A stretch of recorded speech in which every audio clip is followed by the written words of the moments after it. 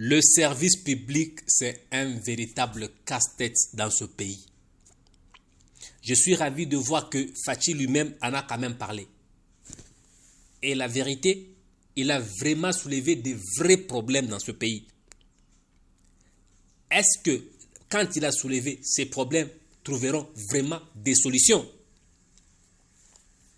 Question mark. C'est dans ce pays où vous allez trouver un bureau de l'État qui ouvre à 8 heures, et il n'y a que celui qui a ouvert le bureau qui est présent. Tous les autres arrivent à 9 heures et à 11 heures, ils sont partis en pause. Et cela, c'est pour ne plus jamais rentrer. Ils rentreront demain. Chacun a ses affaires. C'est dans ce pays où trouver une réponse dans le 24 heures, ce n'est pas normal. C'est l'administration publique de ce pays où te répondre dans les 48 heures, ce n'est pas normal. Au mieux, si tu veux avoir une réponse, c'est 1 mois après. Et le 1 mois, c'est si tu es chanceux ou tu as des relations. Sinon, ton dossier sera sur la table et ne sera jamais traité. Tout ça pourquoi? C'est fait exprès, fait à dessein. Te préparer à venir corrompre. Et tu sais comment on corrompt dans ce pays? On vient demander s'il n'y a pas une procédure d'urgence.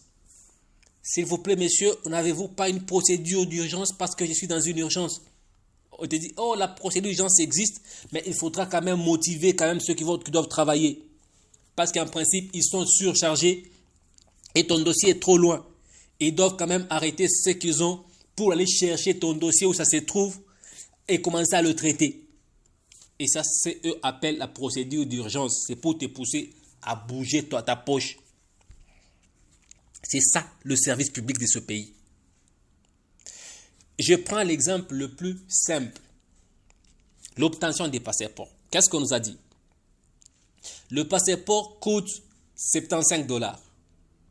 Il faut avoir le formulaire de demande des passeports en ligne.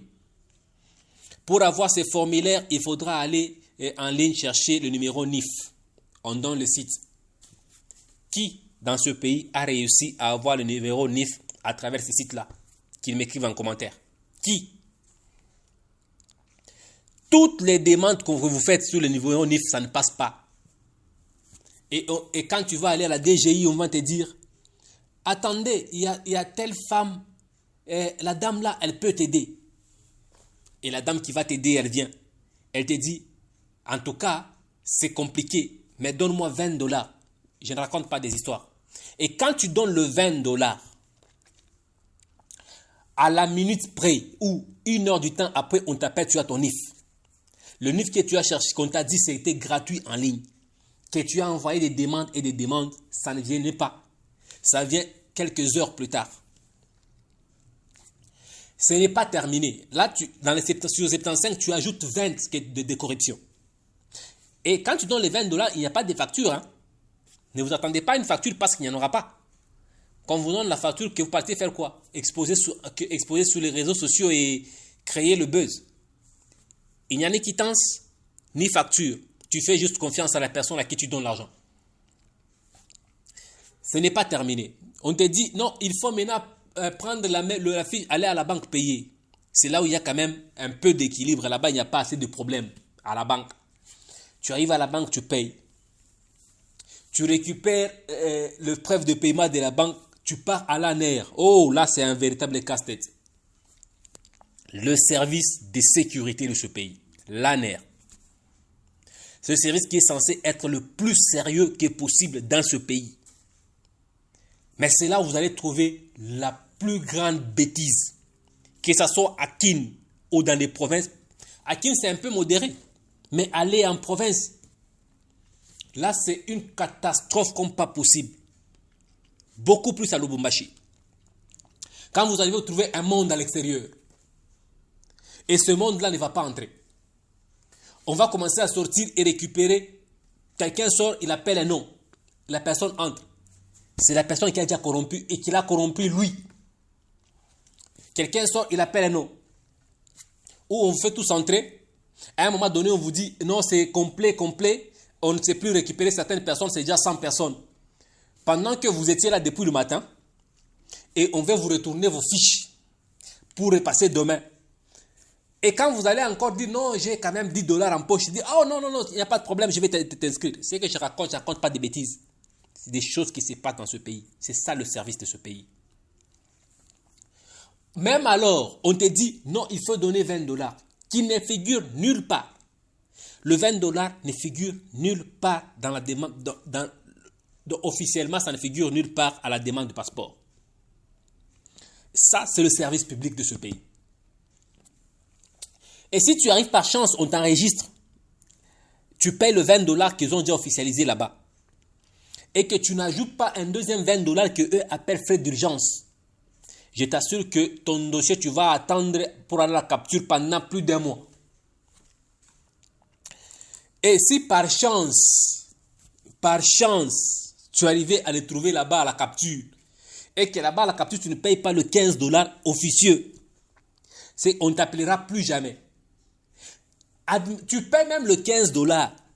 Si tu ne corromps pas les gens qui sont dans la capture, dans les opérateurs, on va t'appeler le dernier. Tu seras là le premier, on va t'appeler à 19h ou à 20h pour prendre la capture.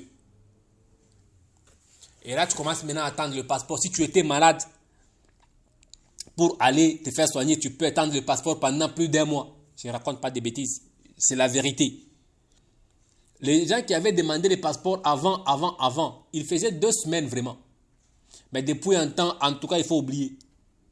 Et quand tu arrives là-bas, tu poses la question, on te dit, ah non, on est en train de travailler, c'est dans la procédure.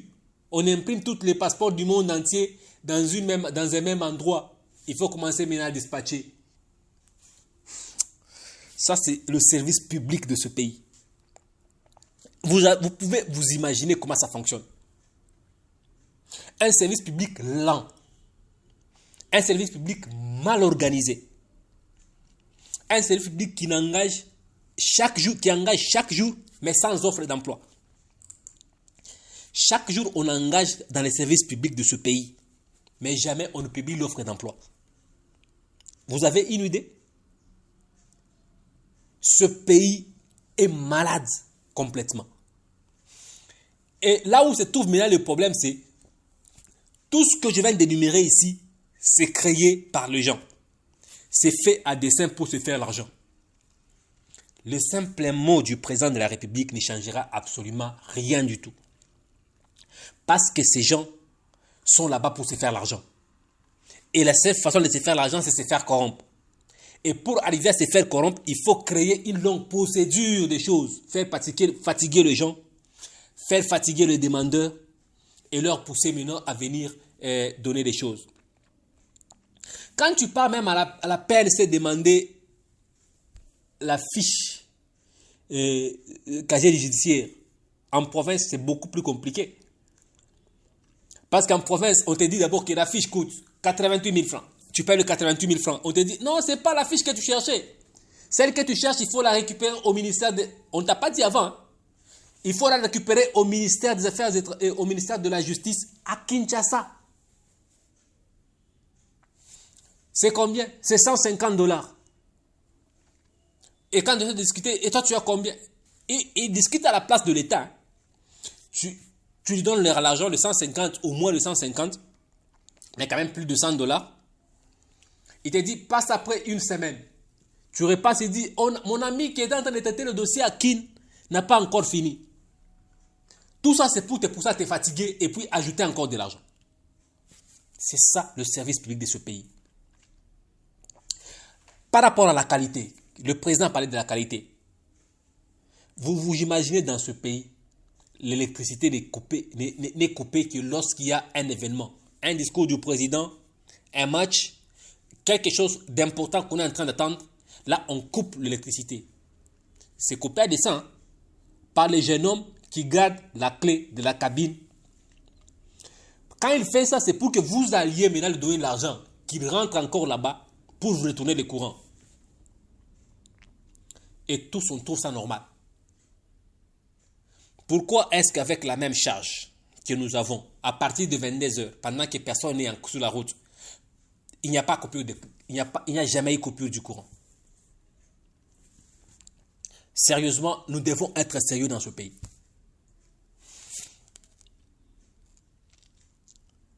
Ce pays a un problème de personnes.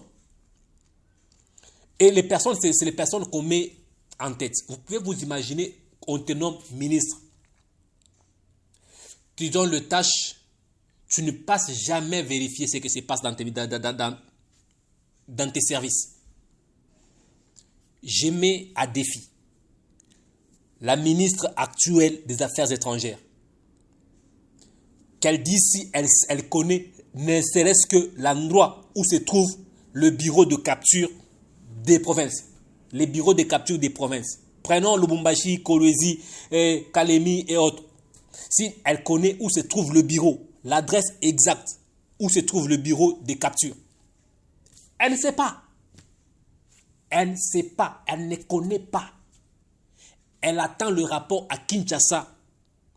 Et le rapport est boutiqué, rempli de beaucoup de sucre. Et elle prend le même rapport, elle envoie à sa hiérarchie qui est la Première ministre. Et la Première ministre prend le même rapport. En réalité, vous avez un rapport sur papier en contradiction totale avec la réalité sur le terrain. Les gens qui attendent là, qui ont fait le passeport en urgence, qui avaient des urgences, à qui on a dit que le passeport c'est pour 2 semaines. Ils sont en train d'attendre là, c'est plus de 2 semaines déjà. Je suis parti moi-même vérifier dans des bureaux de capture quelque part en province. Je trouve quelqu'un en train de regarder le tableau. J'ai dit, madame, vous regardez quoi? Je cherche mon passeport. Est-ce que vous avez pris la capture il y a longtemps? Il dit, non, depuis 3 semaines, parce qu'on nous avait dit que c'était 2 semaines, mais ça, j'ai fini la 3e semaine aujourd'hui, je commence déjà la 4e semaine. Mais il n'y a même pas de réponse. Quand je pose la question, on dit, on ne donne même pas de réponse à Kinshasa. Ça, c'est l'administration de ce pays. Tirer les choses en longueur, toujours en longueur. Des choses qu'on peut faire en... Bon, dites-moi, pourquoi est-ce que ça s'est fait dans les 24 heures ou 48 heures dans les autres pays? Et chez nous, ça part de 1 mois. C'est quoi la différence? C'est quoi le problème? Où se trouve le problème? Le problème, c'est que les maisons qu'on cherche à faire avec, ils ont des commissions là-dedans. Et ces maisons n'ont aucune expérience, aucune expertise, aucune expérience. Et ces maisons, on les choisit sur base des affinités. Et on donne les marchés à des amis, à des collègues, à des personnes qui donnent des rétrocommissions. Et en contrepartie, vu que je fais partie de cette maison-là, je ne peux pas mettre la pression. Basta. C'est ça la vérité. Ce pays a un problème sérieux. Un véritable problème sérieux dans son service public. Tu peux t'imaginer. Tu commences la procédure d'ouverture de ton entreprise aujourd'hui. On t'a dit dans les 72 heures, tu as tes documents. Mais je peux t'assurer que tu vas attendre longtemps pour avoir tes documents au complet. Tout ça fait à dessein pour te fatiguer et te pousser à sortir beaucoup plus d'argent. Tout ce que je vais dire, c'est que le président a la bonne volonté. Il vient d'épingler des problèmes. Mais ces problèmes ne peuvent être résolus que si les ministres sectoriels se donnent la charge de commencer à vérifier physiquement la réalité sur le terrain. Le président gabonais l'a fait. Il a trouvé des gaffes et des gaffes. Il a fait une tournée dans le service public. Mais il a trouvé de bêtises, des documents non traités, des fouilles qui sont entassés dans des cartons, des tests d'embauche non corrigés. Et la vérité, c'est que ça ne sera même pas corrigé. Hein. Et c'est la même chose qui se trouve ici. On pose un test d'embauche qui ne sera jamais corrigé, mais le résultat va sortir avec les gens qui n'ont jamais été au centre d'examen. Ce pays, un pays avec beaucoup trop de problèmes. Et le ministre sera content de dire, non, on a posé l'examen et les résultats sont sortis, les élèves Quand quelqu'un a fait l'examen, il regarde, il ne reconnaît aucun visage qu'il a vu au centre. Donc tous ceux dont il connaît, personne n'a été retenu. Et quand il se rend compte, il pousse encore plus le bouchon, il se rend compte que eux tous vivent dans les banlieues. Et quand il pousse encore le bouchon plus loin, il se rend compte que eux tous sont les premiers à avoir le diplôme d'université dans leur famille. Je ne vais pas aller plus loin. Sérieusement, le service public doit être sérieux. Et être sérieux, le sérieux commence par le numéro 1 du service. Si tu es un ministre des Affaires étrangères et que tu ne connais même pas où se trouvent d'autres centres de capture, tu as l'adresse qui est sur papier. Hein? Tu n'as jamais été physiquement. Ça n'a pas de sens. Et chaque fois quand tu veux aller faire un contrôle, tu n'as pas besoin d'annoncer que tu vas venir. Viens d'un coup. Vérifie. Contrôle. Surprends les gens. Pose des questions dehors aux requérants qui sont là. Acquitte-toi de la situation directement chez les requérants pour arriver à prendre vraiment des positions. Et au-delà de ça, impossible de punir ces gens parce que la plupart ont été recrutés en provenance des familles, des recommandations des amis, des connaissances, des anciennes connaissances, des connaissances de la faculté. Et quand il fait des bêtises, pour toi, c'est normal parce que tu n'as aucun... Tu es ministre, mais tu n'as aucun pouvoir sur tes agents parce que tes agents, tu les as recrutés sur le base des affinités en reconnaissant qu'ils sont plus brillants que toi. Et ils ont en train d'utiliser cela pour encore rançonner la population. Et manque de punitions, manque de sanctions. Et puis, qu'est-ce qu'ils disent en réalité eux-mêmes? Ils disent, non, chez l'État, c'est vraiment bon parce que là-bas, on ne peut pas te licencier comme ça. Hein. Tu sais, on ne peut pas te licencier comme ça. Là-bas, quand tu as le matricule, c'est tout, c'est terminé. Ton matricule, ça te couvre beaucoup là. Un chef ne peut pas venir et te mettre dehors comme ça. C'est ça, le service public de la RDC. Et pour vous dire vrai, chers frères, chères sœurs, chers internautes, ce pays a besoin de pousser les ministres à faire leur travail comme il le faut. Le chef doit pousser les gens, doit créer cette peur-là dans ses employés. Il doit être imprévisible. Un chef doit être imprévisible. Ce qui veut dire, l'employé se dit, ah, mais lui, on ne peut pas le prévoir. Hein. Il peut débarquer ici à n'importe quand et il ne viendra même pas me poser à moi la question, moi le chef. Il va demander à un requérant, à un client là-dedans, dehors ce qu'il fait, et puis il viendra ici tourner ici. Non, non, faites dégager ces gens-là plus vite, plus vite, plus vite. Recevez ces gens. Traitez les dossiers plus rapidement. Il réussit à créer cette terreur. Mais si tu es chef et que tu es prévisible, on sait te gérer, tes agents savent comment te maîtriser, c'est terminé, tu es foutu. Le service est foutu. Et c'est ça même qu'on appelle l'incompétence. L'incompétence, ce n'est pas manque d'intelligence, non. C'est manque d'habilité. Manque de trouver des solutions. Manque de créer un cadre qui produit les résultats. C'est ça l'incompétence, ce n'est pas manque d'intelligence. Et ce pays en a vraiment besoin, a besoin des personnes capables. Si vous n'avez pas de résultats dans un secteur, c'est que la tête n'est pas bonne, il faut la décaputer et changer. Point barre. C'est tout. À mon avis, j'étais en train d'essayer d'expliquer ce que le président a essayé de dire. Je suis d'accord avec lui parce que ce pays a besoin d'une vraie réforme. Non, pas une réforme, une refondation. Tu vas voir quelqu'un en train de parler, de faire beaucoup de bruit, mais dès qu'il est nommé ministre, il fait la même bêtise que les prédécesseurs. Il fait même pire que les prédécesseurs. Et moi, ce que je suis en train de demander, c'est que des bonnes personnes dans ces pays, il y en a. Vous testez quelqu'un pendant 3 mois, il ne donne pas de résultats, vous le mettez dehors. Vous le remplacez. Encore 3 mois, il ne donne pas de résultats, vous le mettez dehors, vous le remplacez. Vous le faites avec 3 personnes sur le même poste, le 4e va faire le travail. Le 4e sera le plus bon travailleur que n'importe lequel. Et ça, c'est mon avis et je le partage. En tout cas, pour ceux qui ne se sont encore pas abonnés, abonnez-vous dans cette chaîne. Nous faisons des analyses, des bonnes analyses. Nous partageons les idées. Et abonnez-vous à cette chaîne. Cliquez la note de notification et laissez un commentaire si vous avez à dire. Merci et à la prochaine.